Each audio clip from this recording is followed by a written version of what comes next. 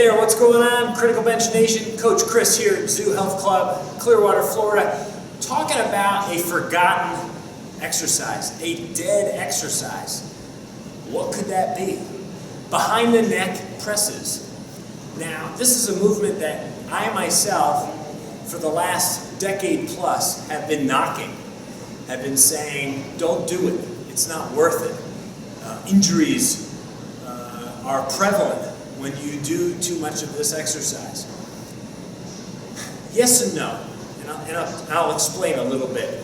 If you go back to the 60s and the 70s and the 80s, the behind the neck press, or pressing behind the neck, however you want to say it, was a huge exercise in the mix, one of the more important ones. And more guys back then were pressing from behind the neck than in front. Now, and then I think there was a period of time where both were being done, and now it seems like most of the presses overhead comes from the front.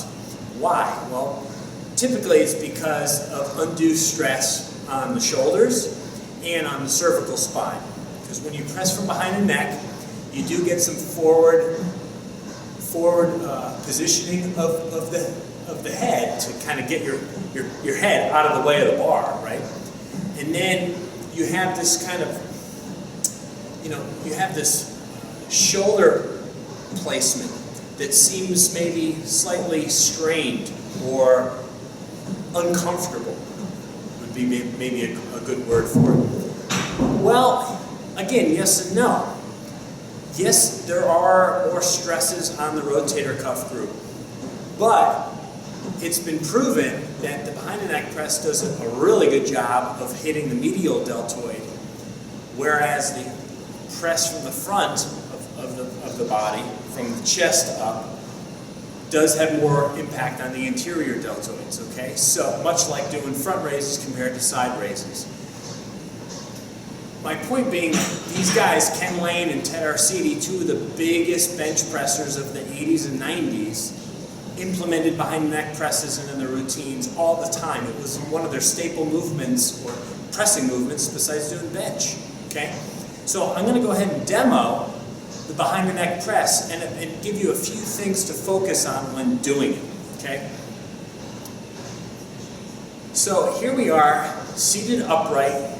We got the bar, and depending on what type of system you're pressing within, you might have an ideal situation where you can rack the bar in front of you or behind you.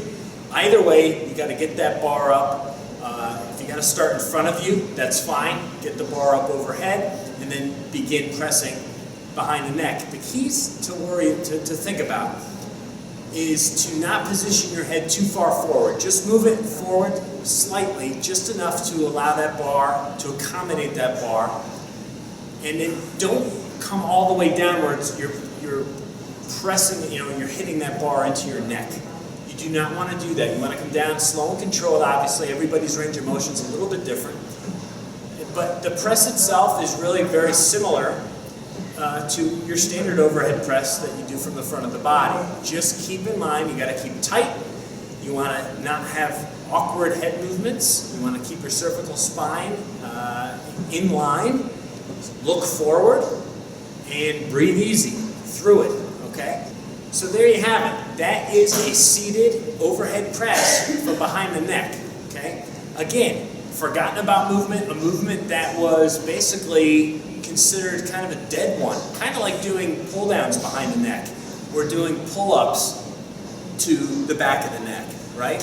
And you used to see those movements done all the time, and they quickly became kind of like the the skull and crossbones exercise. It was like, avoid this at all costs. But not necessarily. If these movements are done with lighter loads and done intelligently, and you're factoring in other exercises to help strengthen the rotator cuff, to help strengthen the shoulders, things that will help with good spinal alignment and stuff like that, you can mix these movements in.